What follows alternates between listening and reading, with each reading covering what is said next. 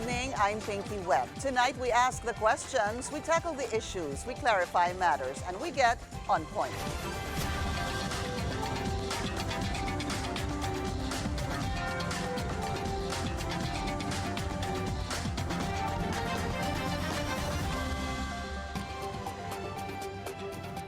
As the country deals with multiple weather disturbances, lawmakers are also facing a storm of controversies. From the supposed delayed impeachment trial of Vice President Sara Duterte, power struggle in the Senate, and most recently, alleged billions of pesos worth of insertions made by Senate President Chis Escudero in the 2025 budget.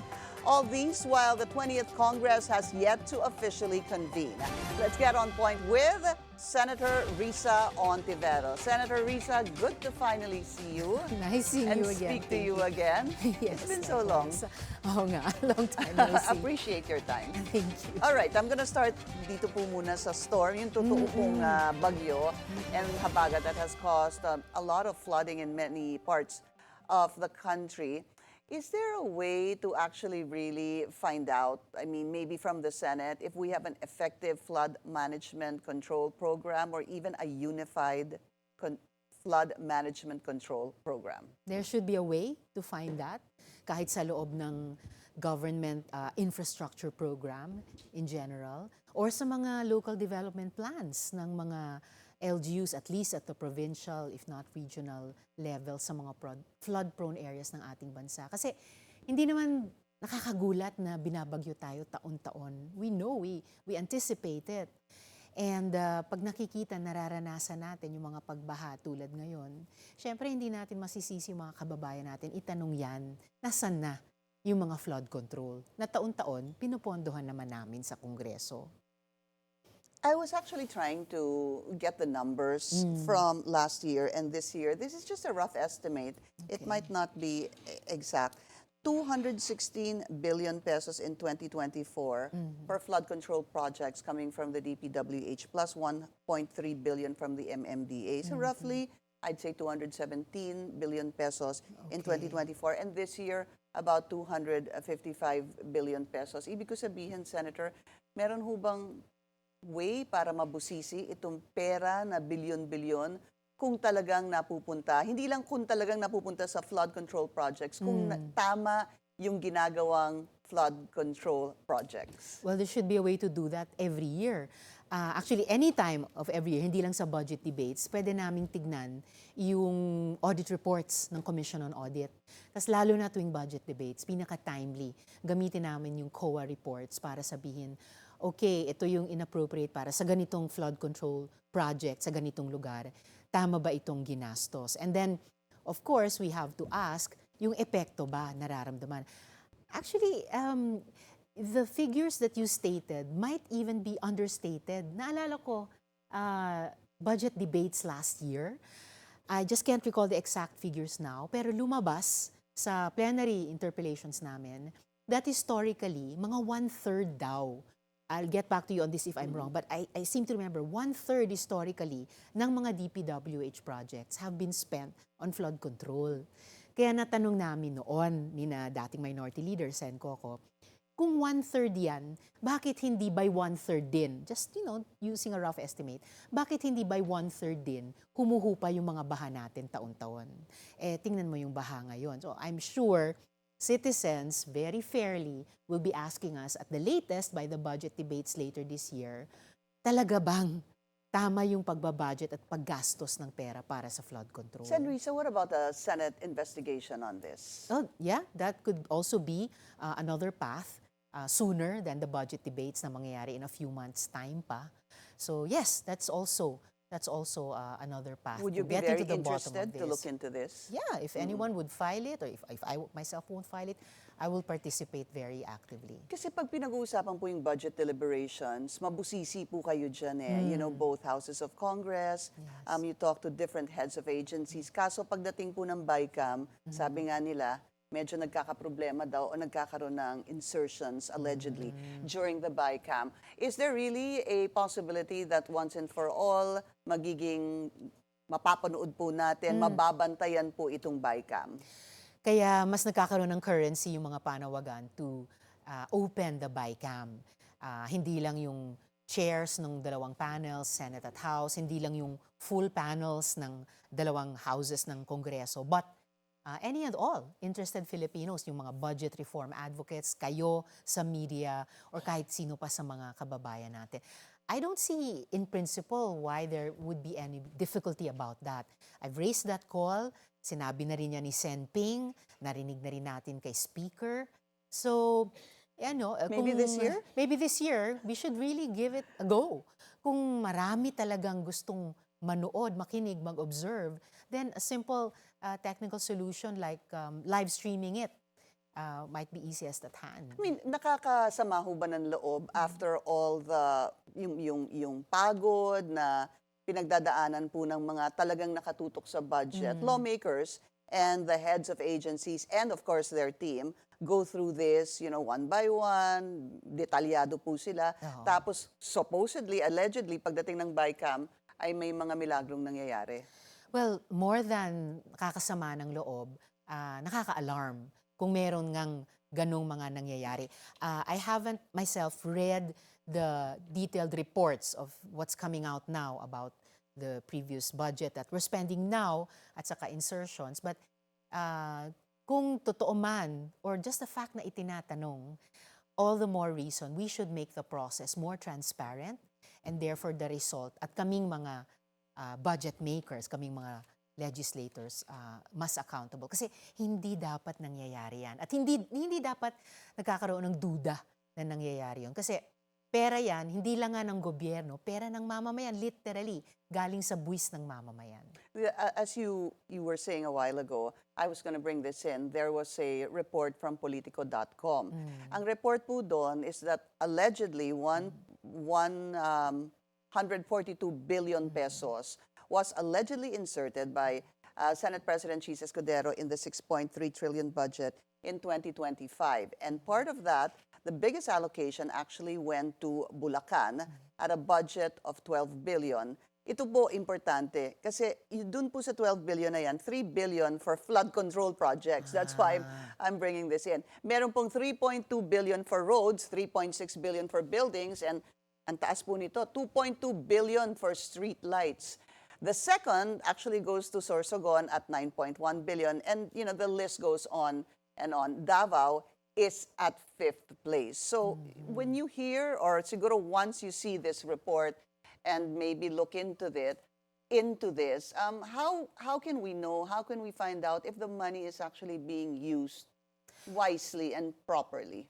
So kailangan, at least in this next budget debates or even earlier through a resolution and investigation, kailangan namin makuha yung mga inputs from DPWH down to ground level at yung mga LGUs, ano ba yung kanilang annual na flood situations at ano yung mga preemptive at curative measures na kailangan nila infra-wise para mapahupa na talaga yung mga bahang iyon or magamit yung flood water in a constructive way.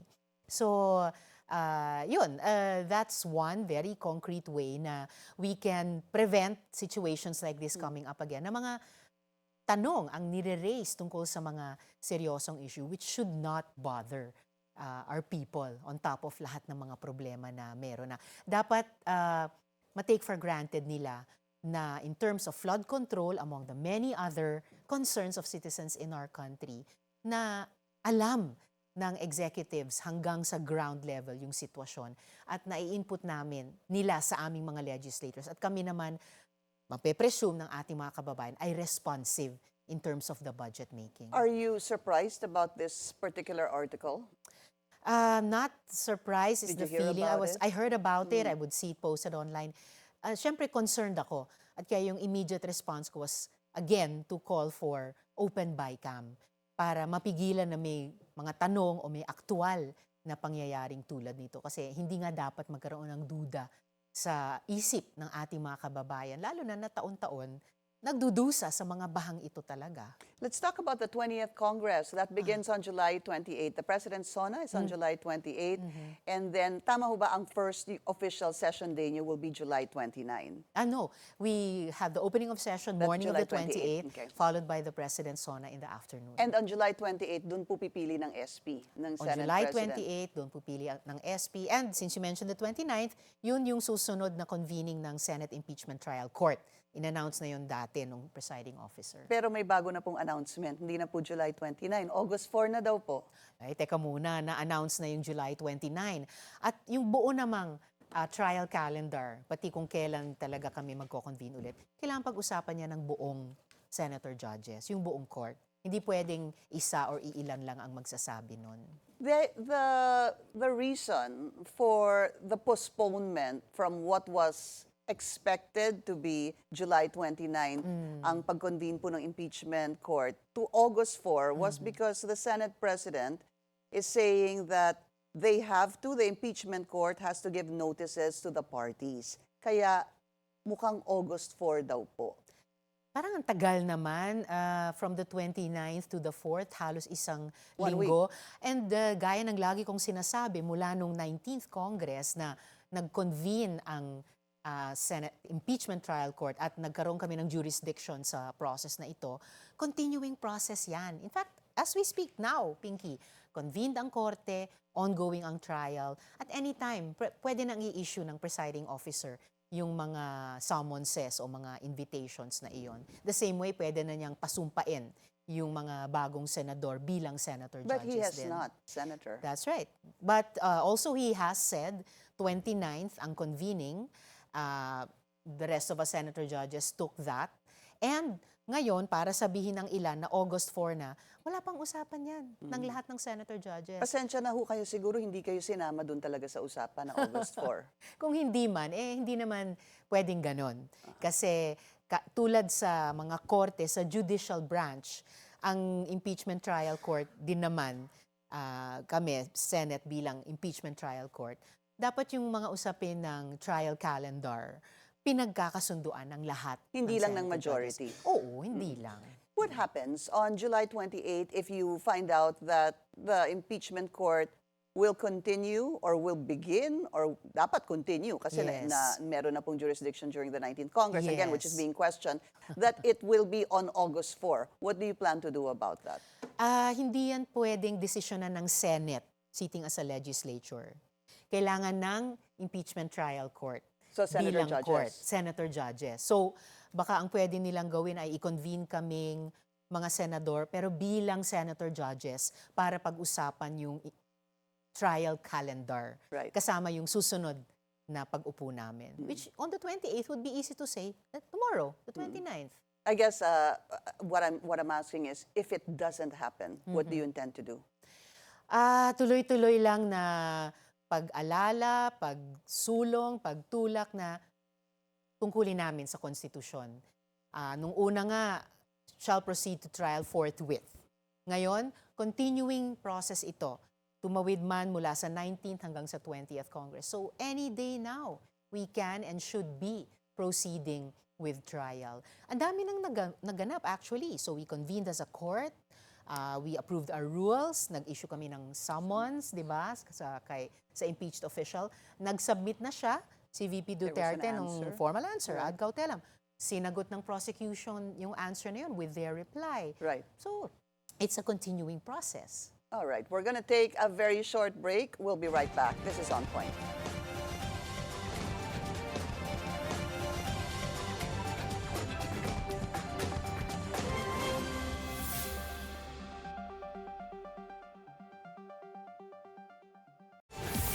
Welcome back to On Point, still with us, Senator Risa Ontiveros. So, papaano po, impeachment, yun pa rin po Yeah. pag-usapan natin. Okay. Pagdating po ng 20th Congress, let's say, it might not be a surprise, it could happen that a senator might say, again, question the jurisdiction of the 20th Congress or ask for the impeachment court to dismiss the charges against the Vice President, which was done already in the 19th Congress, di ho ba? Ano po ang magiging laban, or how are you going to respond to a situation like this? I'm sure you're not going to be surprised if it happens in the 20th Congress. Actually, hindi na nga yan if but when. Kasi inanunsyo na nung isang koligo na gagawin niya talaga yon. They actually didn't get to try it yet in the 19th Congress. Siguro na naramdaman nila na it wouldn't fly. Kaya inamend nila to return or remand or whatever it was. But it had that similar effect. So ngayon, kung i-raise na talaga niya, pag-convene kami as an impeachment trial court, pagdidebatihan ko yan. And I'm counting on several other colleagues to do the same. Kasi paanong sasabihin na pagbotohan na natin ito? Wala pang ang narinig ni isang kapirasong ebidensya. Wala pang kahit isang warm body ng witness na humarap sa amin at in-address kami bilang senator judges. So on what basis? Plenary rules. SP Cheese was saying, plenary rules. If somebody goes and asks for a motion, somebody motions, sabi niya, Yes. you vote, simple majority, let's say 13, votes in favor of that particular motion. He said during an interview, even here, that plenary rules. But then, the presiding officer would have to contend with hindi lang yung technical aspect ng rules, pero yung substantive. Kasi substantively, sabi ng konstitusyon na kailangan dinigin namin yung evidence at yung witnesses before we make a decision. Yung dismissal na yan, tantamount yon sa acquittal. Walang due process dyan for the prosecution. On the other hand, parang walang due process din sa impeached official kasi hindi nakapag-present nung side nila yung defense. So, super premature kung pagbotohan na ang isang dismissal na wala pang narinig ni isang basehan, whether ng dismissal, acquittal, or ng conviction. At paano din nila questionin yung jurisdiction ng Senado nitong impeachment trial when lahat ng mga cases na sinasite nila to prove this point refer to the Senate in its legislative function. Ilang beses nang sinabi ng Korte Suprema. Sinabi pa sa records, Pinky, ng Constitutional Commission. Non-legislative function ang impeachment. Hindi siya affected ng pagbabago kahit pag-adjourn ng legislative calendar. So, there is no It's a- jurisdiction that has been lost. Parang continuing body siya. Continuing process. May very definitive statement pa nga sa records ng Consti Commission na an impeachment trial cannot be adjourned. Cannot be adjourned. So, tulad ng mga korte sa judiciary, kami, pag convened as an impeachment trial court, we will and we have to continue. Tungkulin namin yun. All right. So let's see what will happen on July 28 or 29. As we mentioned a while ago, July 28, unang-una, pipili kayo ng Senate President. Yes. Is it going to be, sa bilang nyo po, Sen. Risa, is it sigurado na po si SP Cheese? By all accounts, lalo na sa inyo sa media, mukhang siya nga ang mahahalal ulit bilang SP. Ang bilang nyo din ho ba, 18 versus 6? Something like that. Medyo nag-shift sometimes from week to week or day to day, pero as of today, parang ganun yung mga numero. Okay, so yung inyong mga kakampi, sabi nila nung 19th Congress, it was just you and Senate Minority Leader Coco Pimentel, hindi ho Yes. ba? Pagdating ng 20th Congress, nanalo si Sen. Bam at si Senator Kiko, pero now, even on social media, meron mga nagtataka, why? Bakit sila parang napapabilang sa majority indeed if they vote for SP Cheese for the Senate presidency? Kayo ho ba, do you feel like naiwan kayo, napabayaan nilang dalawa, ikaw, at pagkatapos po nung eleksyon at sila'y nanalo? Not at all. Why not? I don't feel napabayaan or Naiwan. naiwan. Kasi kanilang mga desisyon yan eh. Tulad nung ako, may desisyon din ako. So, nagre-respetuhan kami. Hindi lang kaming pinakamalapit, pero kaming lahat ng mga senador. We are each accountable and responsible for our own decisions. At malalaman natin yan finally, sa umaga ng 28th, kung kailan opening of session. So, i-organize na namin yung Senado. So, by that time, you could ask them why they decided one way or the other. Doon sa mga lumalabas naman is that meron silang kailangan na long-term plans para matuloy yung kanilang mga pinangako during nung kampanya.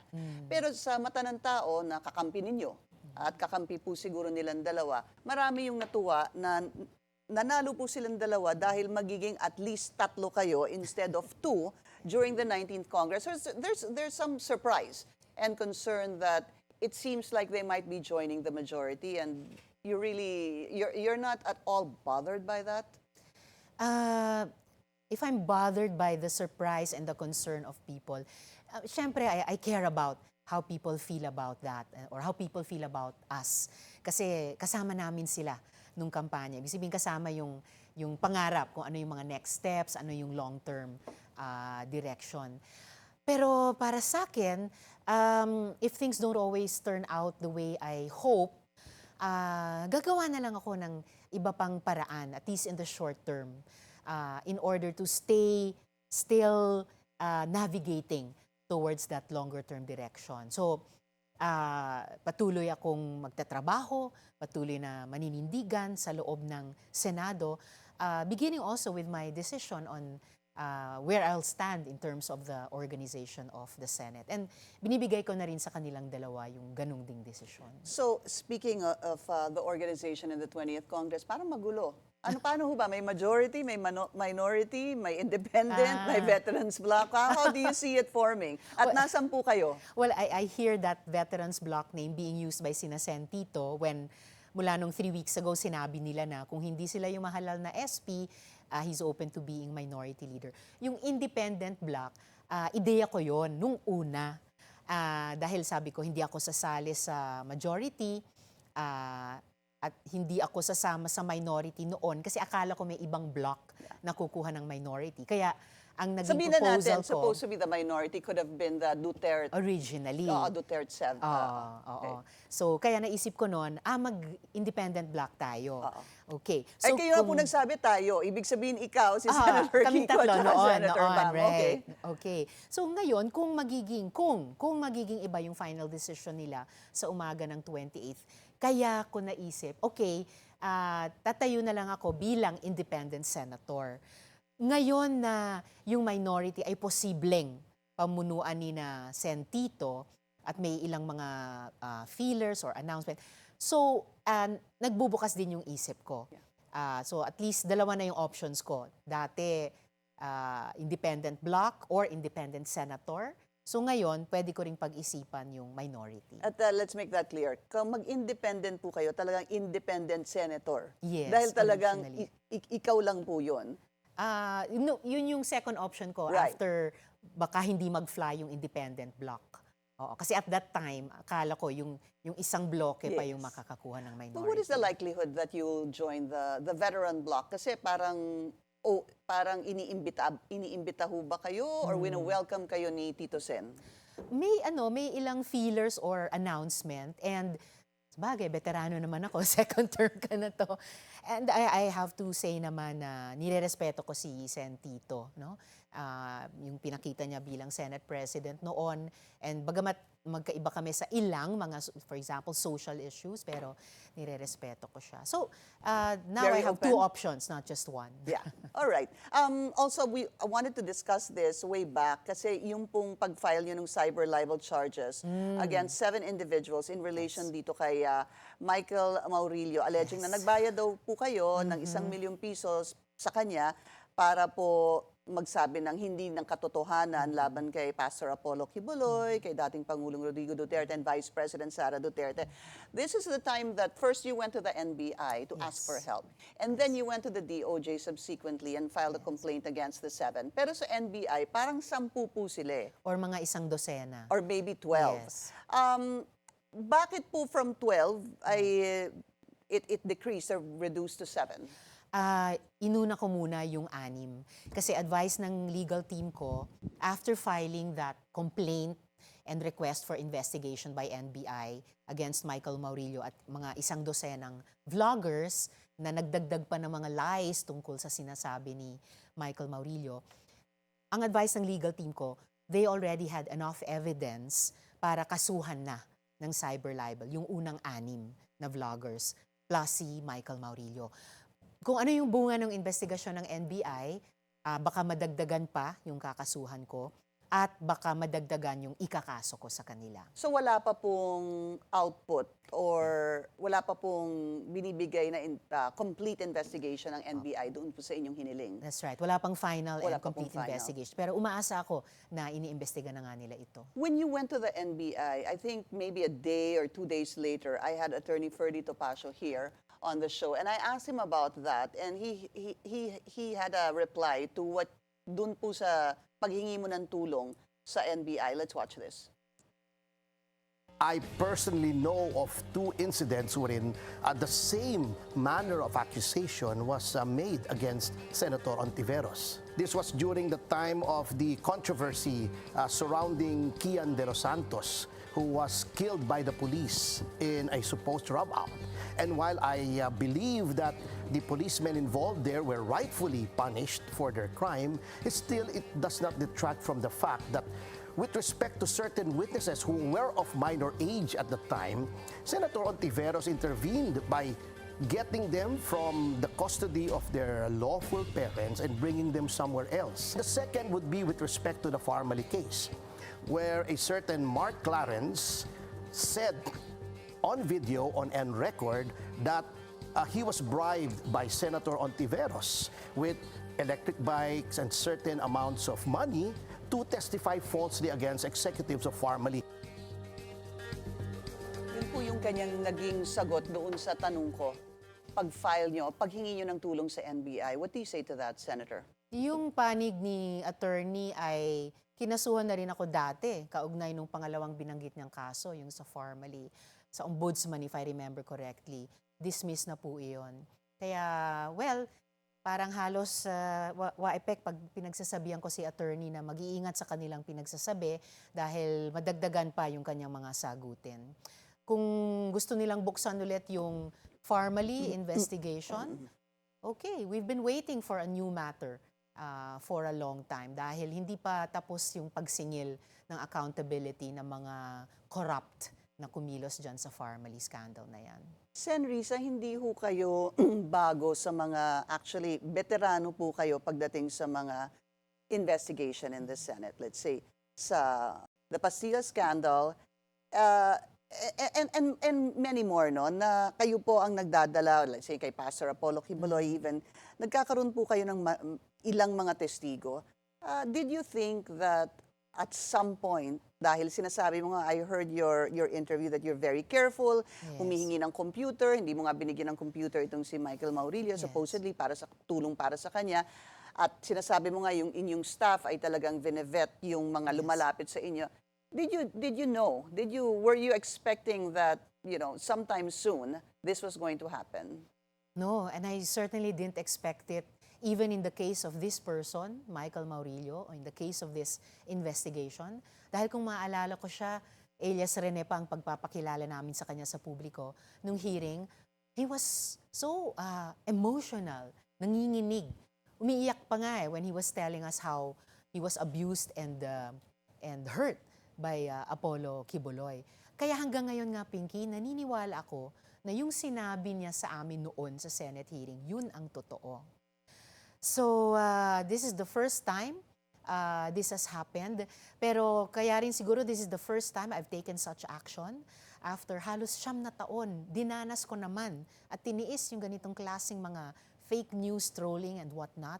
Pero itong ginawa ni Michael Maurilio, itong ginawa nung sino mang grupo na nasa likod niya, itong ginawa ng mga vloggers, they attacked not only me, they attacked the other witnesses. No, yung mga tao na ang tagal na nagbuo ng lakas ng loob kasi takot na takot for their own lives. They told their true stories. Ngayon gustong nakawin ulit yung mga boses nila nitong mga grupo at taong ito. Pati yung integridad ng Senado, inattack nila. The Senate which is supposed to fight for those who can't fight for themselves at that point in time. Totally unacceptable. Kaya ngayon I took these actions already. Yung pong inyong naging aksyon, nakita po yung, ako personally, I was watching you, nakita ko po talaga yung galit ninyo, yung palang doon sa NBI and even sa DOJ. Do you have any idea, indeed, if Michael Maurilio, I guess kasi you want to find out who's behind this, especially that yung pong platform That na naglabas. Pagtanggol Valiente is their Opo. name. Very, very new. One month old lamang. And set up only the day after Michael Maurilio's last 2 messages to my office na nagsasabing kinidnap siya, bihag siya ngayon, noon sa Glory Mountain ng KOJC at paki-rescue siya. The day after, lumabas na yung Pagtanggol Valiente. at And yung you videos. said that time that even then, nung humihingi siya ng tulong sa inyo, you forwarded the Yes. message to the PNP Davao. Davao, We hindi did. ho ba, para tulungan siya? Yes, para tulungan siya, aksyonan agad. Kaya lang, habang kinikilusan nila, ayan, lumabas na yung mga videos. Okay. Do you have a suspicion, a particular person who could have been behind this? I don't yet. Kaya ako lumapit sa NBI at it's a way of saying, hindi na kaya ng powers namin, investigahan pa ito, paki.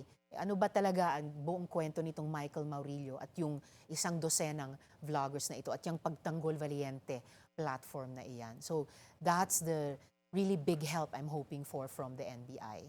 Senator Risa Ontiveros, we will of course wait for the President's State of the Nation address. Yes. Unfortunately, I don't have time to ask you what you're expecting. And of course, pagdating po ng 20th Congress, maraming salamat po sa inyong Maraming oras. salamat. Good to see you, Senator Risa. Likewise.